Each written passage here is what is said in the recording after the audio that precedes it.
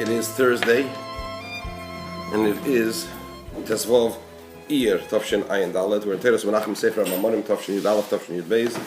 In the Maimer of Livyasan Zeh Yatzartah, Shabbos Parsha Shminim B'Vorchem HaChedesh Iyar Tavshin Yud Beis. We are on page Reish Ayin Tes. We'll start from the paragraph Acha Inyan Hu. The Rebbe explained there are two types of neshamas. There are neshamas that are called Livyasan, Leviathan, and there are neshamas that are called Shiur Habar, the wild ox. And in the Chazal say that Lasid Lavoi, the Mashiach will come, the time to come, Hashem will make a chase between the Leviathan and the wild ox, and the Leviathan will slaughter, a chase, like a fight between the Leviathan and the wild ox, and the Leviathan slaughters the wild ox with its fins. What's going on? So the Rebbe explains that Livyasan is a reference to souls from the concealed world, much like fish of the sea that live in the water and they're connected with the water. So that's a reference to souls from what's known as the concealed world, Alma de Iskasia. Basically, souls from Atzilus and Bria, and those are very high levels. Souls at a very high level. Shiur Habar is a reference to souls that are from Alma de Isgali, from the revealed world. And he explained that there are three definitions in the word bar: tzaddikim, reshoyim, and beinanim. Livyasan are higher souls, and they draw in the souls of the tzaddikim and the reshoyim and the beinanim, and they lift them and connect them to kedusha, to elikus, to godliness. So the Rebbe says, and that's the idea of the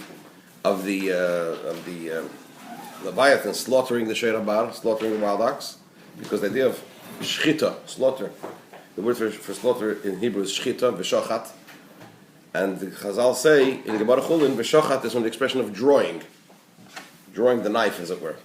But in the spiritual sense, it means drawing in the other neshamas into the domain of kedusha. So the Rebbe said, when does this take place? This will be la'asid loving, when Mashiach will come, because then, at the end of the day, that's when it will, when the tzaddikim will prevail. Says the Rebbe, however, in chapter 4, he began to ask a question: when is the war this battle between good and bad, kedusha and klipa? When does that take place? It takes place now. So why la'asid loving? Why does it say that in the time to come? The Shiur Habar, the Leviathan will slaughter the Shiur Habar. Why does it say that it's in the time to come that the Leviathan draws in, as it were, the other souls into the domain of kedusha? When Mashiach comes, in the time to come, the spirit of impurity will be removed from the earth. So that's what the Rebbe is explaining now. That's where we're up to. Page Reish Ayin Tes at Acha Inyan Hu. Acha Inyan Hu, but the explanation is the power to actually be victorious in this battle, in this war, emanates from the very essence of Hashem. The very essence of Hashem, which is beyond being in the mode of lights and revelations. Which means to say that anything outside of Hashem himself is already in the mode of lights and revelations.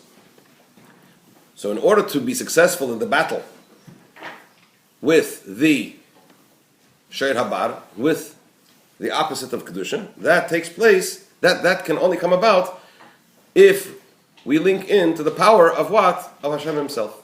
Why? Before it says in the Pasuk, the verse states, in Malachi, Halei och Esav leYaakov.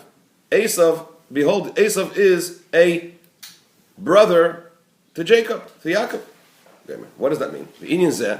It means to say that at the level that the Pasuk is talking about, Esav and Yaakov are equal. They're brothers.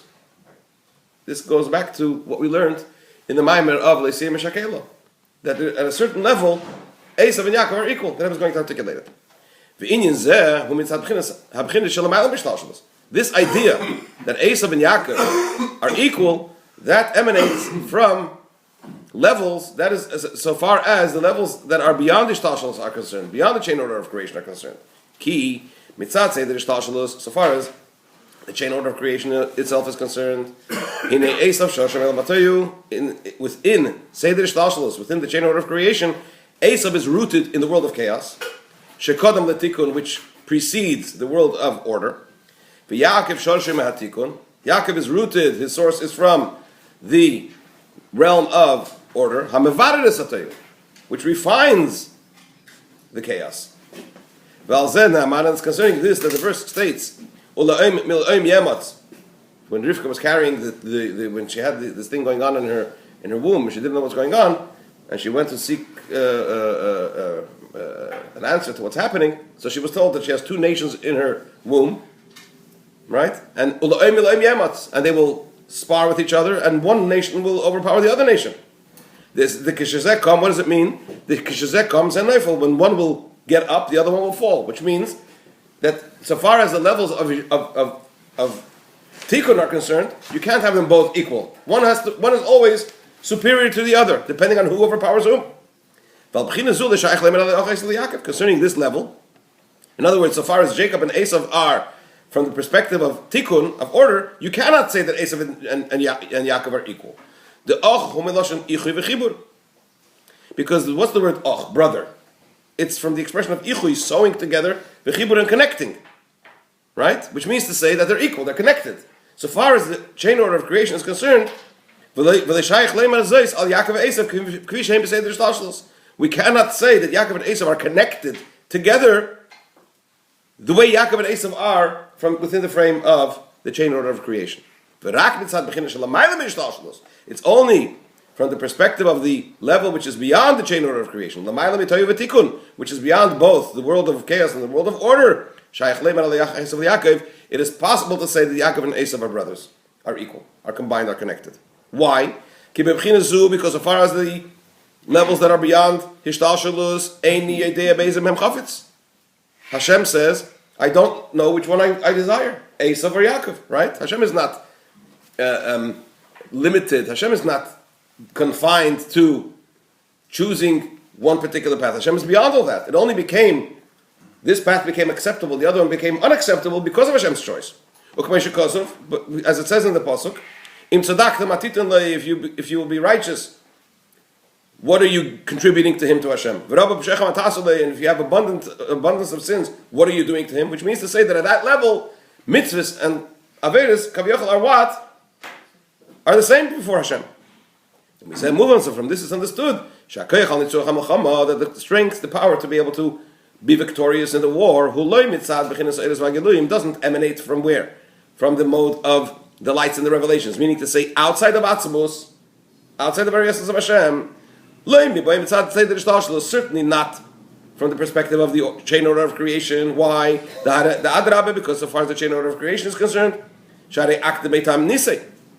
the Zohar says that the Yetzer Hara's claim over the person comes first, because as the boy that's going to put on film now knows, when does the Yetzer Hara enter into the person? As soon as he's born. And when does the Nefesh Elokis, the godly soul, when does Nefesh Abamis come into the Yetzer Hara? Is as soon as he's born. La Pesach Chatas Revitz. The Yetzer Tov and the positive inclination only becomes into full development at the Bar Mitzvah and on. Right? So from the perspective of the way things are ordered, who comes first? The negative. Shetoyu Kodim L'Tikkun. The chaos comes before the order, right? That's also the Seder of creation. First comes night and then comes day. So far as the order of creation is concerned, who seems to have the superiority? The negative. The opposite of Kedusha.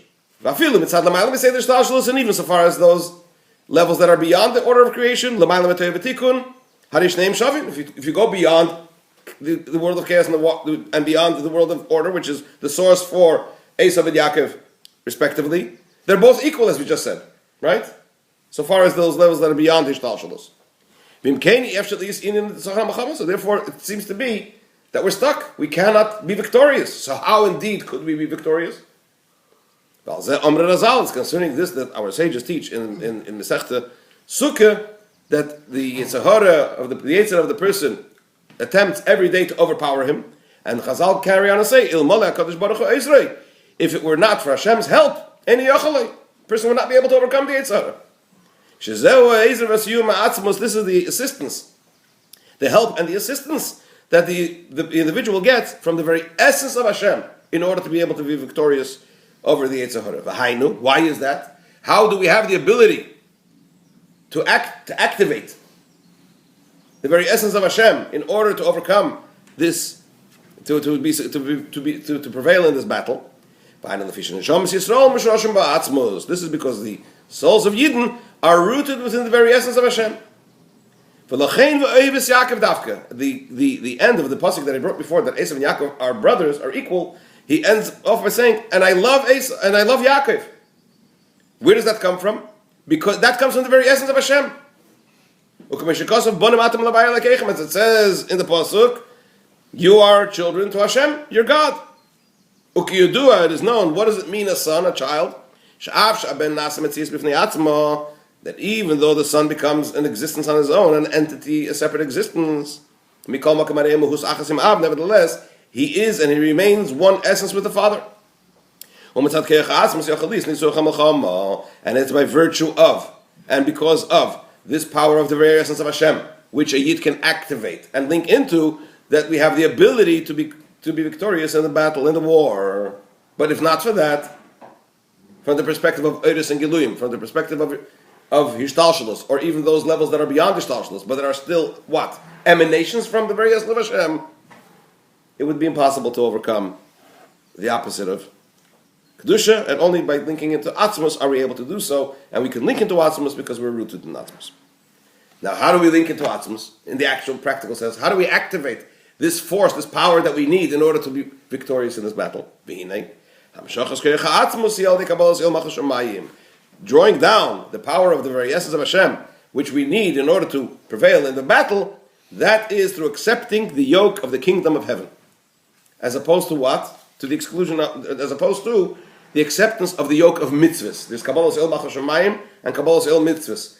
Shema, the first section of the Shema, is Kabbalas El Machal Shemayim, and the second section of Shema is Kabbalas El Mitzvahs. Right? There is mitzvahs, and then there's El Mitzvahs. There's Shemayim, and then there is there's Machal Shemayim, and there's El Machal Shemayim. By the acceptance of the yoke of the kingdom of heaven, El Machal Shemayim, that's how we link into Koyach HaAtzmos, the strength of Atzmos, in order to what?